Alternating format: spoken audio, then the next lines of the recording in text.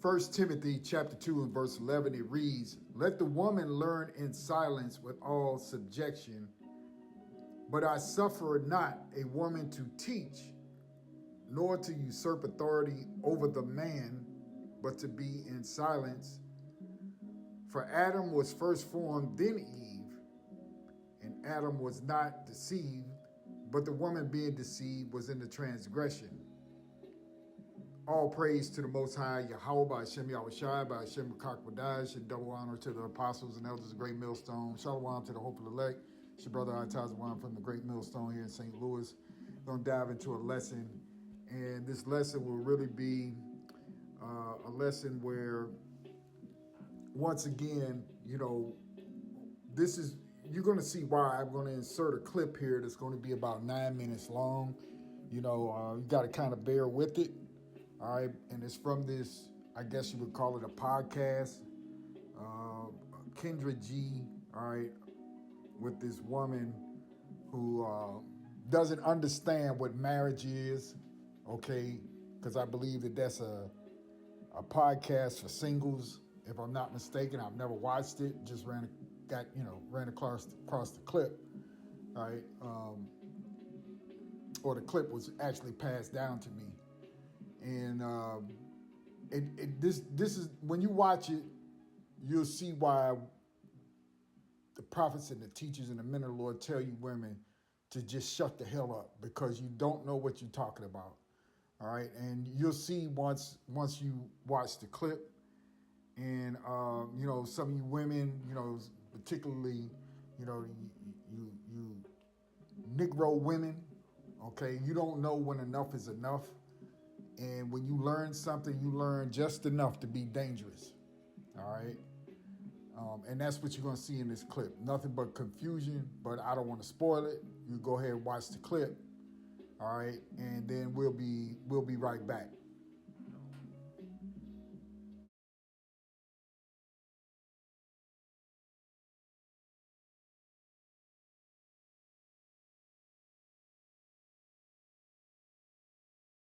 Archie, I gotta see your room. I'm gonna get Patricia right now. All right, Patricia, show me your wall. I'll come to you first. All right, she's ready. You ready? I can't hear you, boo. Turn on your volume. Yes. Patricia, But my name's Patrice. Oh, I'm sorry, Patrice. Where you calling me from? I'm calling from Dallas. Dallas. How old are you? I'm 36. 36. What you do for a living? I work for an insurance company. Insurance company. You have any kids? No children. No kids. Patrice, right? Yes. Patrice, Dallas, 36. What's your zodiac sign? I don't believe in that. Okay. And no kids. Never married? Biblically, yes. Biblically, no. Legally, yes. I'll just leave it at that. So legally, I was married, but not biblically. How many years were you legally married for? 2.5. So when did you get divorced? 2019. So was it a deal? Like you got married to help somebody out? No. So I don't believe in divorce and remarriage. And he's been married 2 times before me. So marriage is until death. So I had to leave due to my beliefs. So anybody that's been married before, it's a deal breaker. So you won't get married again yourself then?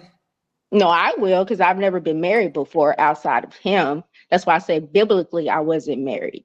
Girl, now you know this don't make no damn sense. It does. So yeah. you were legally married and you want to get married again, but you won't marry a man that was once married because you don't believe in somebody getting married after they were married.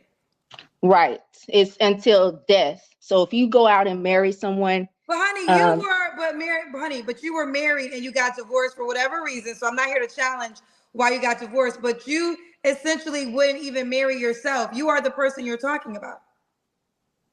We can leave it at that. Okay. Patrice Dallas, 36, insurance company, no kids, was married legally but not biblically, and ready to get married again. And if you are a divorcee, you are not an option for her. What kind Right. of man you looking for, girl? So I'm not really looking, but I want a man that is emotionally ready, um, a man of the Most High. So he's living the word, not just talking about it. Like I said, uh, someone that's not been married, financially stable, um, a kind man, loving, uh, just a good person. Okay. What are your deal breakers? If you have more than 2 children, that's a deal breaker. And if they're under 7, um, someone that's mean, uh, someone that's a leech, that doesn't have a job, doesn't have a career, just not doing anything with their life. No. So at least match me or be doing something with your life. We have an audio issue. I wonder if it's on my end. Let's see if it went away. Should he look a certain way? Um, Oh, the Be taller. Is that me it or might be. I'm you? gonna take you out and I'll try to bring you right back in, okay? Okay. Let me just see if it's, we have an audio issue. I want to see, I'm gonna bring her back, but I want to see if that was the case. Let's see. Patrice? Yes. Okay. Should he look a certain way? I still hear it. I don't know that it's me though. I don't hear it anymore. Okay. Um, just be taller than me. I'm 5'7.5". Um, no, not really. Just be taller than me. Okay. Should he make a certain amount of money? At least 50K. Okay. Let's do the Kendra Cam. That's when you stand up. Can you see me? Can you see me? See your No. legs. Okay. Ooh, All right, we sorry. got you, Mama. Patrice, when was your last relationship? Uh, Last real relationship was the man I was married to. Okay. Oh, we got some paid questions for you. Um, Damon Dennis said, so divorced men are a no-go, but men that have children out of wedlock are okay. That's on them. Like that has nothing to do with me. I guess we're trying to understand the mindset that you have from a biblical sense. So the notion would be like, so if a guy was married and had kids, he's not an option. But if a guy procreated and didn't marry the woman he procreated with, he is an option. That's between them and the Most High. That don't have nothing to No, do with me. we're asking you. Yeah, I mean he's still an option. Yes. Okay, so just for clarity, he can have kids and never been married, but he couldn't have kids and been married. Right. Okay. Um, Divine Photo says, sounds like a walking contradiction. So you don't want a man that was married, but you was married, so that means you are the walking red flag. Well, you got to understand the Bible to know where I'm coming from. When you've been married, let's just say 2 people that are single and they get married, and you divorce for whatever reason. The Bible says you can do that, but it doesn't give any reason where you should be going out and remarrying. You're married to that person until death. Now, if you go get remarried, you're in adultery until divorce them and go back to your first spouse. You got to understand the word. That's why I'm not here to, I guess argue the about it. question is, we're trying to figure out why are you the exception to your rule because you yourself were married. So why So does the notion? anybody's the exception if you've never been married before. Marriage is for 2 people who have never been married before.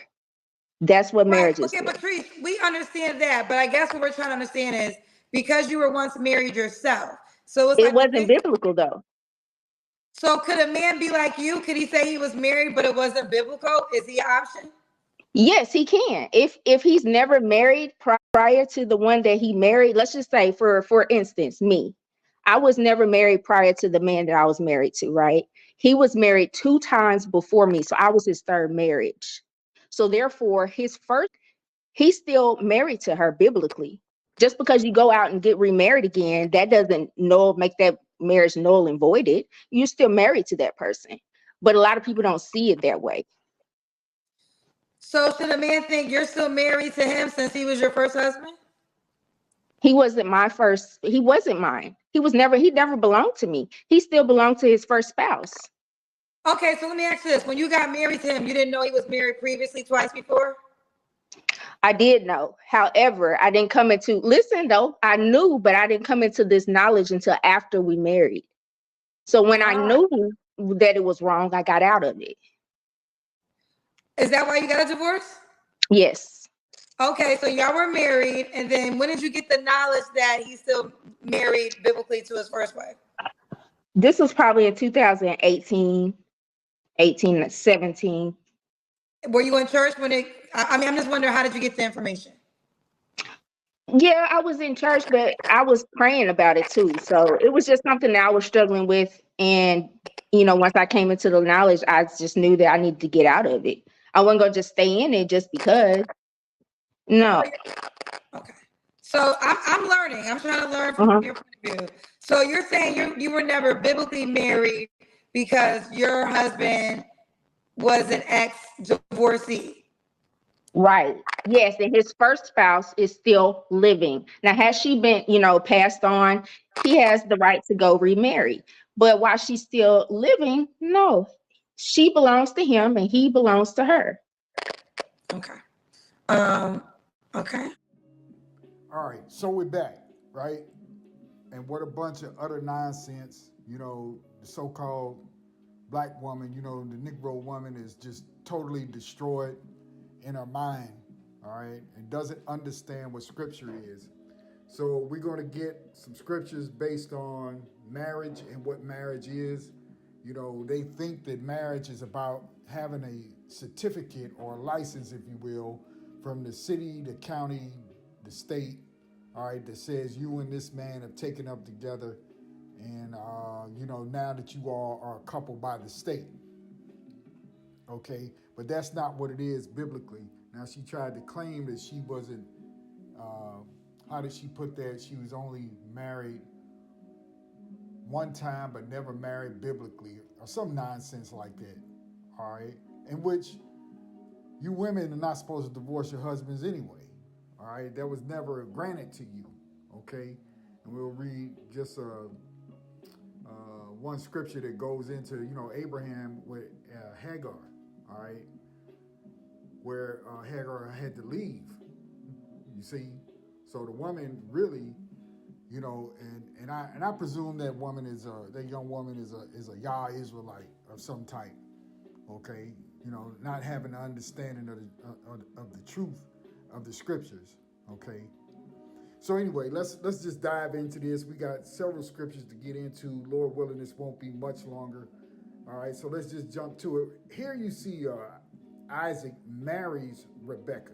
All right, so this woman is under the impression, as most people are, you're only married if you stood before some jackleg preacher that told you, by the power invested in him and the state of wherever you bumfuck Egypt or wherever you get married, he pronounces you man and wife. No. This is Genesis 24:62. It reads, and Isaac came from the way of the well Lahariat, for he dwelt in the south country, and Isaac went out to meditate in the field at the eventide, and he lifted up his eyes and saw, and behold, the camels were coming. And Rebekah lifted up her eyes, and when she saw Isaac, she lighted off the camel. For she had said unto the servant, what man is this that walketh in the field to meet us? And the servant had said, it is my master. Therefore she took a veil and covered herself. And the servant told Isaac all things that he had done. Verse 67, and Isaac brought her into what? His mother Sarah's tent and took Rebekah. What does it mean to take? Okay. Let's go in and see Salakia.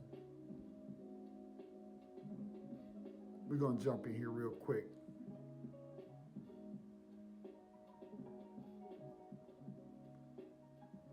Hebrew word is laqua, laqua, laqua. Let's jump in here. Let's see what it says. Seize, right? See it right here. Seize, to take. All right? Take. Okay? Married, Salakia. Married. All right? Now let's see, Salakia. Let's scroll down and see this. Right. To take. Take in the hand. Okay? Fetch. Lay hold of. Receive, acquire, buy, bring, marry. Okay? So that's what that means. So to get married means what? He had sex with her. That's how you take a woman. We'll read it again, 67. And Isaac brought her into his mother Sarah's tent and took Rebekah, and she what? Became his wife.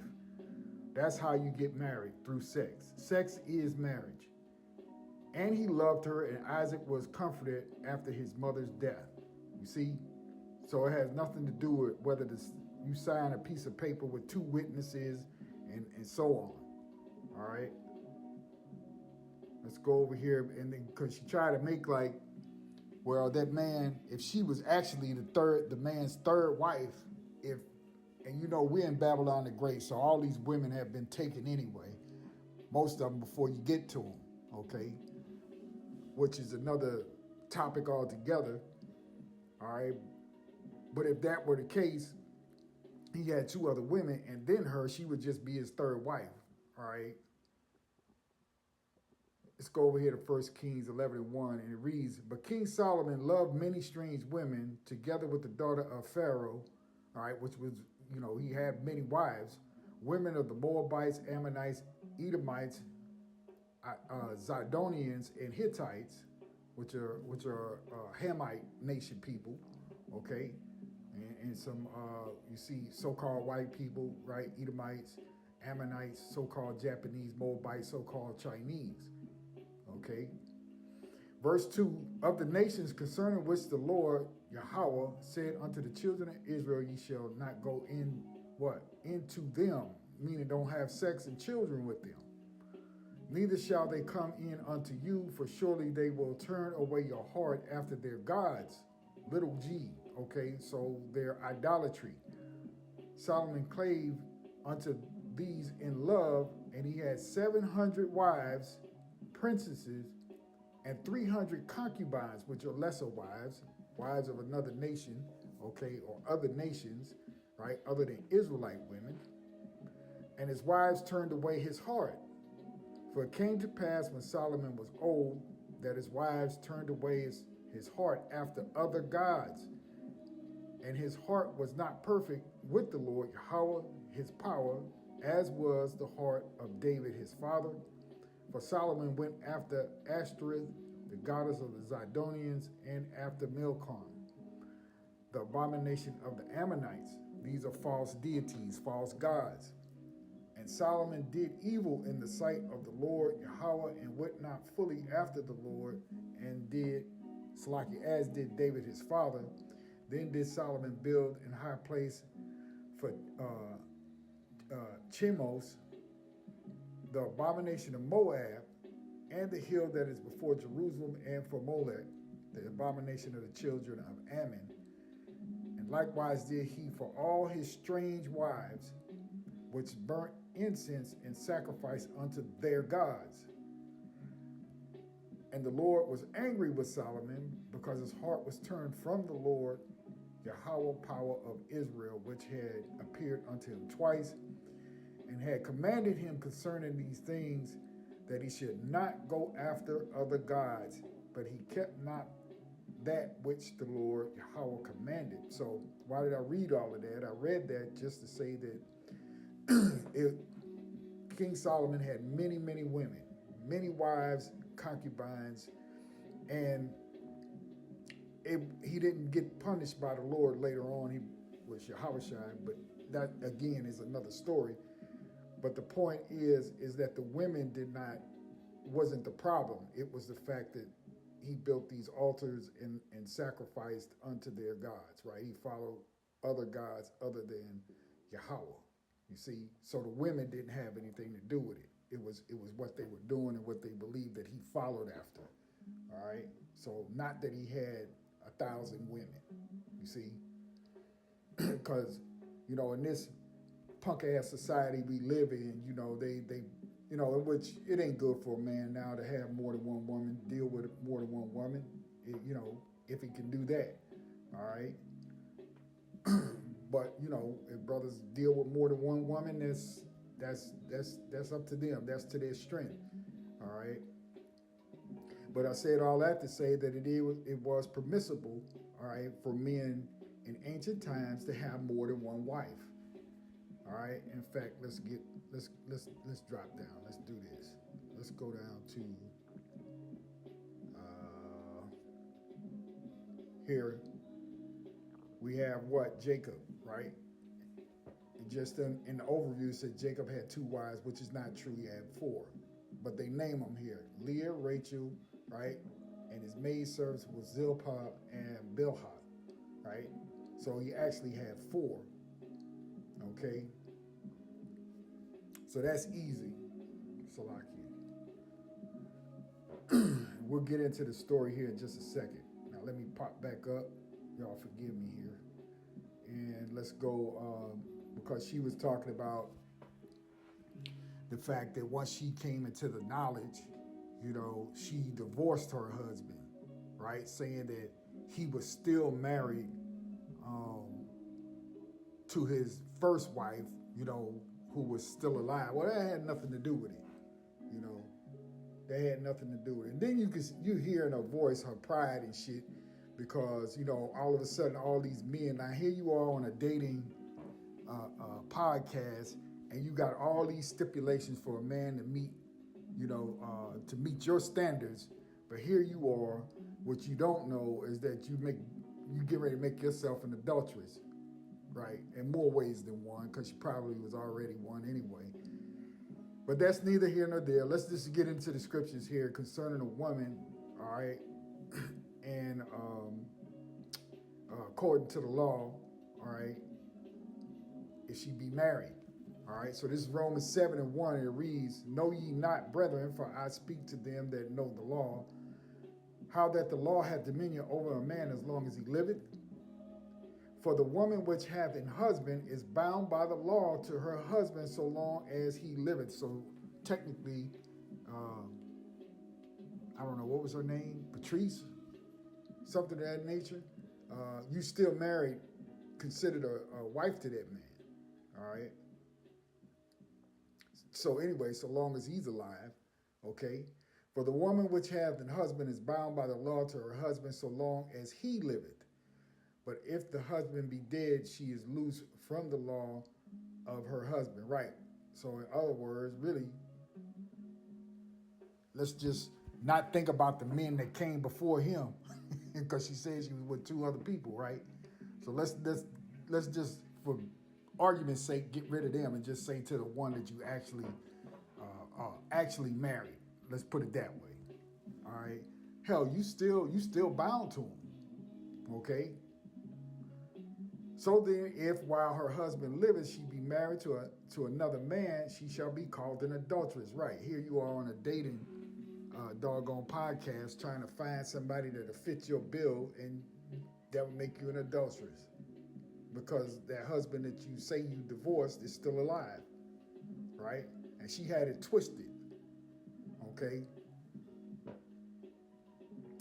Going on, it says, "She shall be called an adulteress, but if her husband be dead, she is free from the law, so that she is no adulteress, though she be married to another man," right? So that woman, if your husband dies, then you're free from the law, which says that you have to be married to him for the rest of your life, okay? So long as he's alive, you're his wife, right? So if you end up, the man puts you away, right? You can either be reconciled, or, at a later date, or you have to finish your life by yourself, unless he dies, Okay, just to put it in a simple context. So she would be wrong 100%.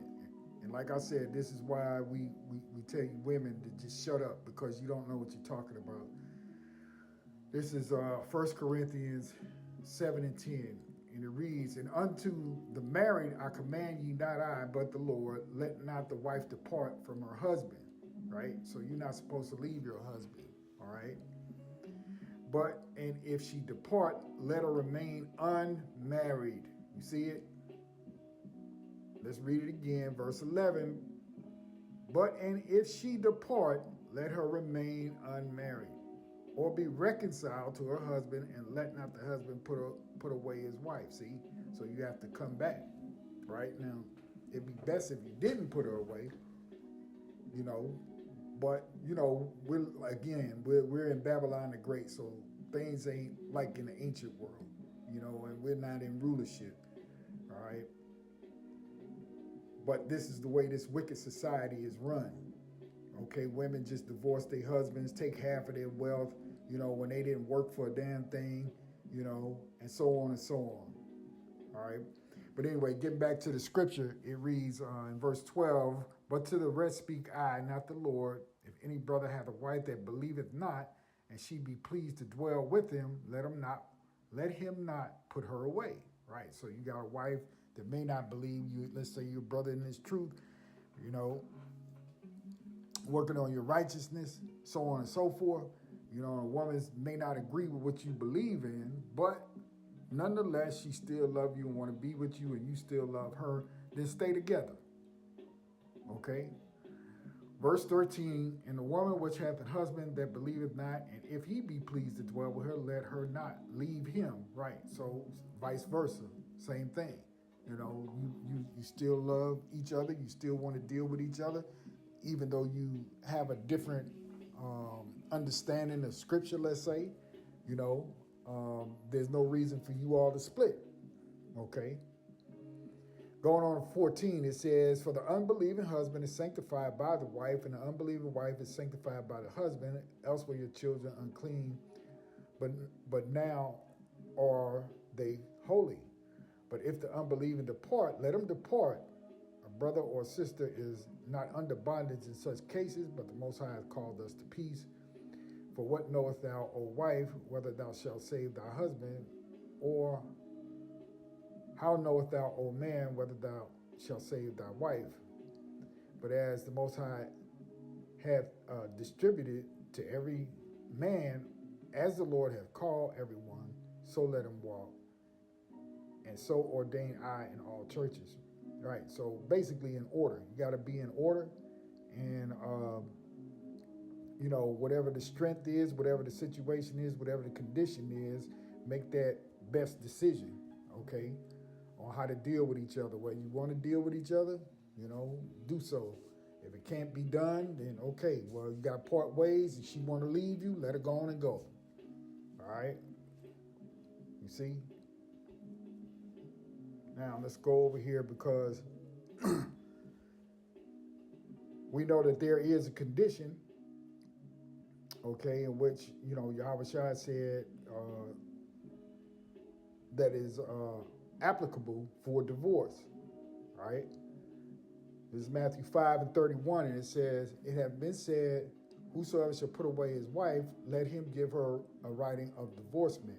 But I say unto you that whosoever shall put away his wife, saving for the cause of fornication, causes her to commit adultery, and whosoever shall marry her, that is divorced, committeth adultery, right? So really, legitimately, you know, you catch your woman running afoul of you, then you can get rid of her. That's legitimate, you know. But for any other cause other than, you know, that, you know, you shouldn't divorce the woman, okay? All right. So in other words, as you get older and she lose her teeth or she go blind or something like that, that ain't no reason to divorce her. You see, you know, because what Jake is known for making up excuses, right? To do wickedness. But when you do that, you especially if they're younger, you know, people want to get out there and do what they do, she'll fall into temptation and become an adulteress. All right, and the man will be an adulterer for messing with somebody that's married, really. Okay, if that makes sense to you. All right. So now let's get into what the law says about adultery and what it is and what it isn't. All right. So this is Leviticus 20 and 10, and it reads, "And a man that committeth adultery with another man's wife, even he that committeth adultery with his neighbor's wife, the adulterer and the adulteress shall surely be put to death." And that's what Yahushua was saying. Okay. Of another man messing with another man's wife. Okay. And then according to what the law would say in ancient times, then they was both supposed to be put to death. Okay, but adultery is a man messing with a woman who is already promised to or has a husband. And an adulteress is a woman who already has a man, right? And then goes on to mess with another man. That's an adulteress, right? So they both would be put to death for that, for committing adultery. Not if a man who has a wife and then he gets another woman who's not attached to anybody, well, he hasn't committed adultery, and neither has she, because she doesn't belong to anybody. All right, that's simple. It's real easy. All right, going on to verse 11, it says, "And the man that lieth with this," well, we don't need to read that, because that's going into something else. It's another law. But yeah, anyway, verse 10 is what we wanted, okay, about what is an adulterer and what is an adulteress and what is the punishment, okay? So that lady doesn't know what she's talking about. It's just a confused nigger woman that just needs to shut up. Exodus 20 and 14, "Thou shalt not commit adultery." And we just read the law on what adultery is, okay? Let's go over here to, let's see,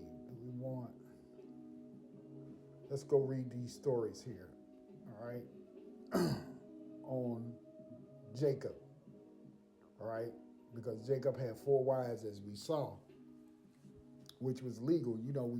All of this in ancient time was for also building the nation up as well, all right.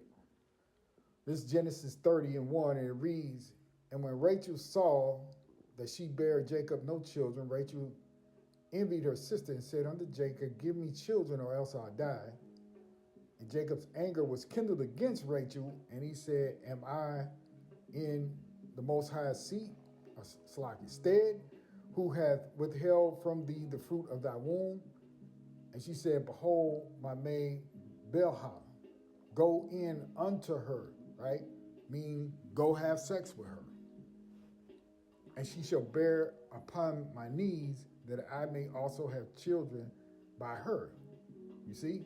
So she was a handmaiden, or what you would call a concubine, all right, a maid servant that, was there that Rachel wanted to give to Jacob, okay, to have kids, because she couldn't have kids at this time, all right? Verse 4, "And she gave him Bilhah, her handmaiden, to wife." You see it right there? So how do you become a wife? You have sex with your man. That's how you become a wife. "And Jacob went in unto her. And Bilhah conceived and bare Jacob a son. And Rachel said, The Most High has judged me, and have also heard my voice, and have given me a son," because that's what children really means. It means son, all right, or sons. "Therefore call his name Dan. And Bilhah, Rachel's maid, conceived again and bare Jacob a second son." See? "And Rachel said, With great wrestling have I wrestled with my sister, and I have prevailed. And she called his name Naphtali. When Leah saw that she had left bearing, she took Zilpah, her maid, and gave her Jacob to wife." Again, so here's another handmaid that was given, okay, by his other wife to do what? To have sex with her. And Zilpah, Leah's maid, bare Jacob a son. And Leah said, a troop cometh, and she called his name Gad. And Zilpah, Leah's maid, bare Jacob a second son. And Leah said, happy am I, for the daughters will call me blessed, and she shall call his name Asher, which means happy. All right, and on and on. You can read the rest of it, but it goes to show you that, yeah, a man was allowed to have more than one woman, all right, provided that woman, what? Didn't belong to anybody, a virgin, if you will. You see? So it's not about, women divorcing their husbands and all that. That didn't happen in the ancient times, okay? That chick was filled with nothing but madness. Let's read this real quick. This will be the last one about Sarah. All right, so let me see, Salakia. Let me see. Do I want to? Let's start at verse 1. Genesis 21:1, it says, and the Lord visited Sarah as he had said, and the Lord did unto Sarah as he had spoken. For Sarah conceived and bare Abraham a son in his old age at the set time of which the Most High had spoken to him. And Abraham called the name of his son that was born unto him, whom Sarah bare to him, Isaac. And Abraham circumcised his son Isaac, being 8 days old, as the Most High had commanded him. And Abraham was 100 years old when his son Isaac was born unto him. And Sarah said, the Most High had made me to laugh, so that all that hear will laugh with me. And she said, who would have said unto Abraham that Sarah should have given children suck? For I have borne him a son in his old age, Salakia. And the child grew and was weaned, and Abraham made a great feast the same day that Isaac was weaned. All right. So now you see what happens now between Sarah and Hagar. All right, so now Isaac was already born. And so now the fallout between Sarah and the handmaiden, Hagar. And Sarah saw, this is Genesis 21:9, it says, Sarah saw the son of Hagar, the Egyptian, which she had born unto Abram, mocking. Wherefore she said unto Abram, cast out this bondwoman and her son, for the son of this bondwoman shall not be heir with my son, even with Isaac. And the thing was very grievous to Abraham's sight because of his son. And the Most High said unto Abraham, let it not be grievous in thy sight because of the lad, and because of thy bondwoman. And all that Sarah has said unto thee, hearken unto her voice, for in Isaac shall thy seed be called. Right, so the promise came to Isaac, and Ishmael was put by. All right, you see. Let me see here. Do I want to go on? Now that should be good enough. The whole point being that, even in a divorce or a separation, in which I could read the rest, but it goes on anyway. You'll find that Hagar was told to leave. All right. So women didn't divorce husbands. All right. Husbands let go to wives. All right. That's how it was set up. Okay. All right. So yeah, that chick doesn't know what she's talking about. Okay. All right. And I doubt, as you can see with some of the people that called in, that she had any takers. Okay. She's bugged out of her mind. And this is the reason why we tell you women to just be quiet, because you don't know what you're talking about. All right. And you can't think that you know the scriptures, right, and then apply it in this Western mentality. All right. It doesn't work that way. All right. So anyway, I'll end it right there. We've gone on long enough.